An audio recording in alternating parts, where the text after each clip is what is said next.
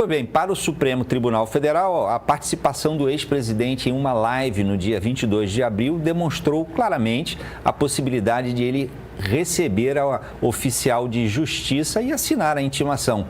Por que então, pergunta a senhora, essa medida seria criminosa e desumana? Bom, boa noite a todos, eu que agradeço o convite. Hoje eu fiz um pronunciamento nas minhas redes sociais explicando exatamente isso. Eu não vou analisar aqui o fato do presidente Bolsonaro ter feito uma live, ou ter deixado de fazer uma live, que isso aí é uma escolha pessoal dele. Eu me posicionei hoje durante o dia de forma firme do ponto de vista médico, e a minha resposta é analisando o que o Código de Ética Médica orienta. Então, assim, nós estamos diante de um paciente, esqueçam que o paciente se chama Jair Messias Bolsonaro, e a gente está diante de um paciente internado num ambiente de UTI. Eu sou terapeuta intensivista pediátrica, exerço a medicina nessa atividade há 34 anos e sou perita médica federal e designada para fazer perícias a pacientes hospitalizados, a pacientes sob a tutela do Estado, muitos deles criminosos que estão sob a guarda do Estado brasileiro, porque são presos que estão aguardando extradição por crimes gravíssimos. E durante esses meus 34 anos, eu nunca vi um paciente ser intimado, mesmo bandidos, mesmo fazendo perícias a presos no Instituto Dr. José Frota, aqui em Fortaleza, eu nunca vi um paciente ser intimado enquanto ele estava na UTI. Então, isso na minha carreira é um fato inédito. Do ponto de vista ético e do biomédico, o que a gente pode dizer? Que há o ferimento, o descumprimento de pelo menos 4 ou 5 princípios da bioética. A gente tem aí a perda do princípio da autonomia, nós estamos diante de um paciente, esqueçam de novo o nome, Jair Messias Bolsonaro, isso vale para qualquer um de nós.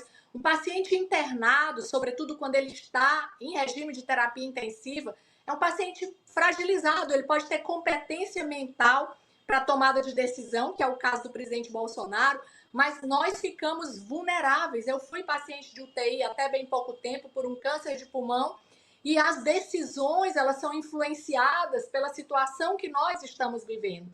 Então, parte do que nós decidimos fica sob a tutela dos médicos, dos nossos familiares. Então, o primeiro princípio ferido da autonomia, princípio da beneficência e da não maleficência.